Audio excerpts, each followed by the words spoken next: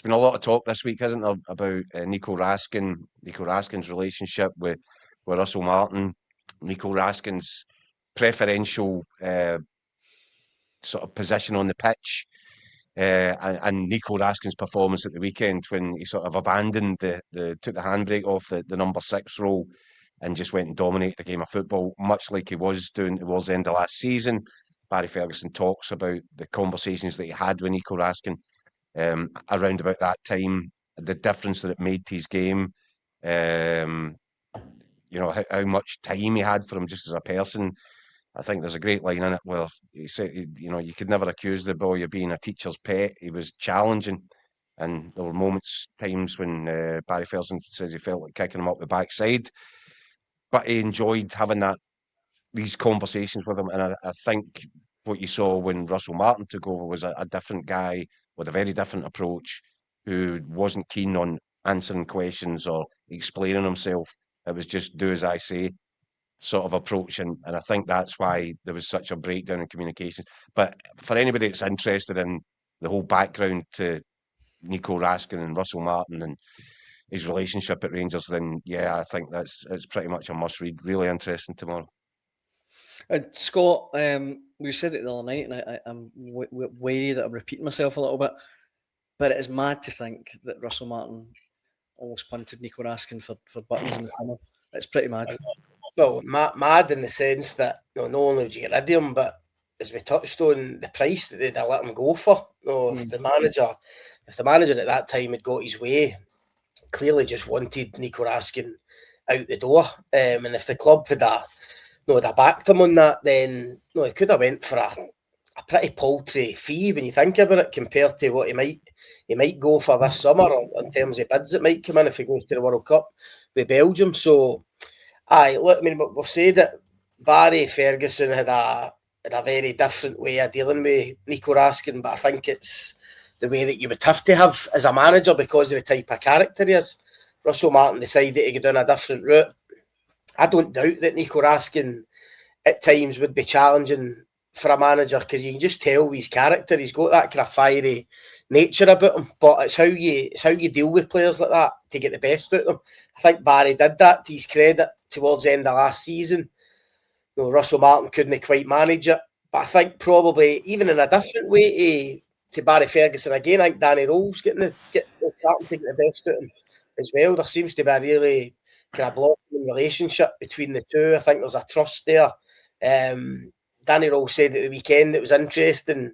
He said, Raskin's his guy on the pitch. Whenever he needs to get a tactical instruction on, if you watch, he's always the guy who pulls over to the side. That's a lot of responsibility to put in still a young midfielder, but that's the kind of trust that Rowe's got in him. So, he's hugely valuable now to Rangers. He's going to be hugely valuable in this title running. And as I say, he's in terms of a price tag, that might go up again in the summer if he does well at the World Cup.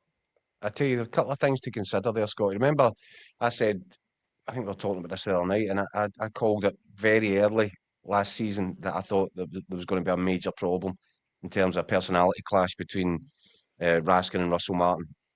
And it wasn't as if there weren't clues. I think back now, do you remember, Scotty, there was you would have probably been at it, a pre-season friendly, and Tavernier wasn't fit to play, and they sent the team out, and I'm sure it was Connor Barron led the team out with the captain's armband on. Yeah, you're right. Yep. And I thought right away there's a problem.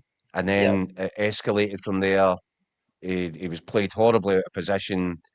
I think the stuff about you can park your egos after that opening game of the league season at Motherwell was directed at Raskin.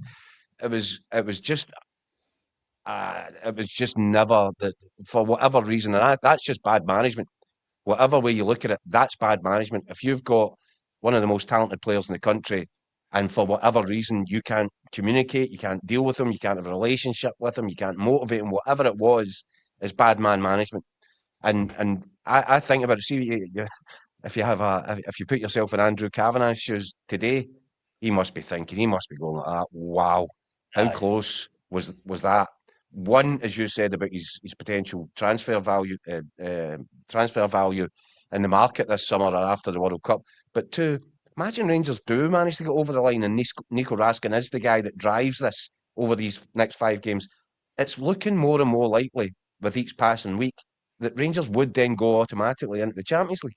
So not only did you avoid selling your best player at a knockdown fee because you've said he's a troublemaker and he's not good enough to make the starting 11, but you've then reclaimed all that value, probably added a little bit onto it. He's going to go to the World Cup even more. And then if you've got straight entry into the Champions League, I mean, you're looking at a mistake that was being made there that ultimately could be the difference. You could be talking about, I don't know, what is it now for the Champions League? 60 million? That's incredible. Aye. £60 million just for the Champions League alone. And then if you look at whatever many millions that Russell Martin would have wiped off the transfer value, it's astonishing. 60, 70, 80 million pounds. Astonishing. And that's how close Rangers came to a monumental mistake. No, what else, Daniel? And no matter what you think of Raskin as a player or as a guy, I think he deserves a wee bit of credit for when he gets that call for Russell Martin to say, you're not in the plans, I want you out. I think for a foreign player, at Rangers, at a Scottish club, I think it would have been easy for him to say, my time's up here. No, I mean, this isn't going to work. Clearly, I mean, the club's put faith in this manager. He's just in the door. If you're a player, you're thinking, the club are going to stick with this guy, so that they're going to listen to a new manager over one of the players. They're going to, whatever he wants, they're going to try and accommodate. I think it'd have been easy for Raskin to say, right, okay, I'll go and see my agent, see what's out there, to try and get out of here. But you actually look at his comments the other day. He basically told Russell Martin, says, no, I'll not be going anywhere. We'll have a chat when I get back. I think that tells you a wee bit about his character, and ultimately, he won that battle. And maybe at the back of Raskin's head, back of his mind, he probably knew that Russell Martin, right from the get-go at Rangers, was under a bit of pressure for supporters. The supporters weren't keen in the appointment, as we know.